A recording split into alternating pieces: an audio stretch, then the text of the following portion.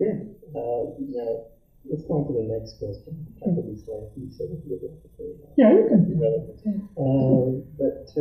This one is mainly a theoretical question, perhaps. Yeah, I'm waiting for that. Yes. I spoke very anecdotically about other persons.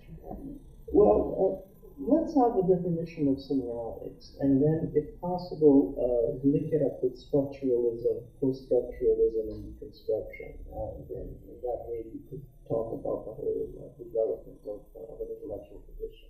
Yeah.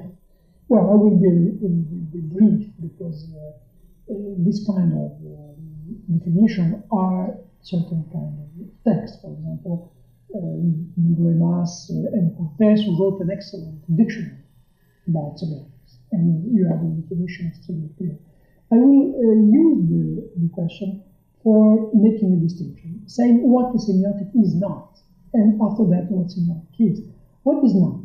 Semiotics is not the study of science. Well, in the same way in which linguistics is not the study of words. But linguistics is the study of the way in which we speak. And semiotics is an attempt to study forms, organization, and process of signification. The way in which we organize and the way in which we process the signification. The difference is crucial, because the science, for example, the object is crucially different. You don't just look in science the same way in which you look at words. You look at the sentences, you look at texts in linguistics, and you do the same. You don't, in my opinion, there is no sign, for example, in paintings, but there are forms and processes of signification in paintings. I'm persuaded that what is a musical sign? I don't know. If you try to cut in music some signs, you'll never succeed. But process of signification are, in my opinion, very crucial. And why I start from the general process of signification and not from science? There are two fundamental reasons. There are theoretical too, but very practical too. Suppose that you have different kind of words, and you put words together. Are you producing a text? Not at all. The fact that you produce text, you know what we mean, but we don't know how we mean what we mean. What semiotic is trying to do is to add some level of intelligibility to the fact that we already mean. How do you know what we know? This is the problem of semiotics. How we feel what we feel. Not the idea to collect science, meaning of science, and to put that together. We will never solve the question. You remember my story. What about your book? And the answer is, I have all the words, but I have just to put them together. If you know all the science of the world, you have not the book, you have nothing. Well, this is, from my point of view, this is the crucial difference between two synthetic and analytic traditions. People starting from units, they hope that they will produce meaning by accumulation or integration of units. People starting from a phenomenological point of view, and we start from this phenomenological point of view. I say phenomenological in large sense, and in the sense of tradition, or Husserl, Merleau-Ponty, and so on.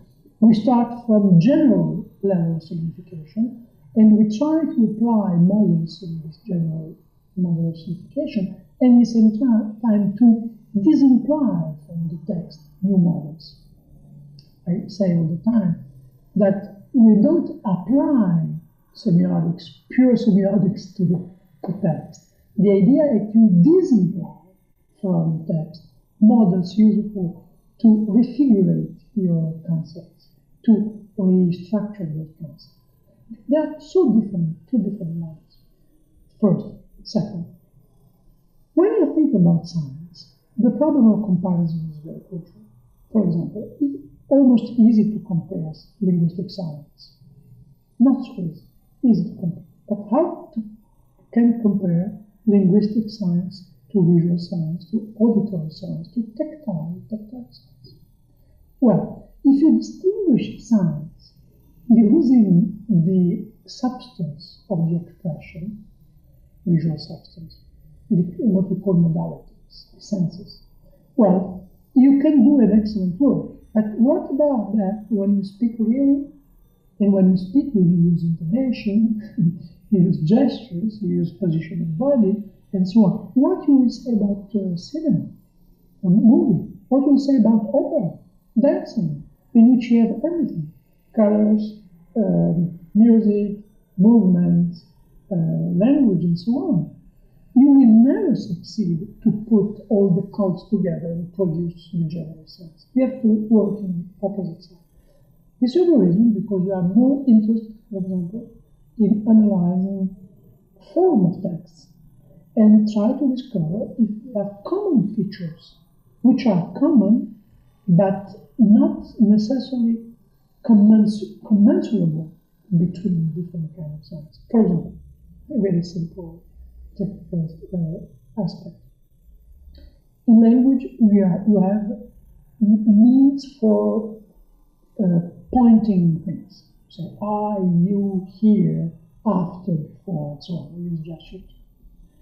Well, but you have the same in paintings. In paintings, you have different kinds of strategies that point on what is really important in painting. You have to look particularly there and not there.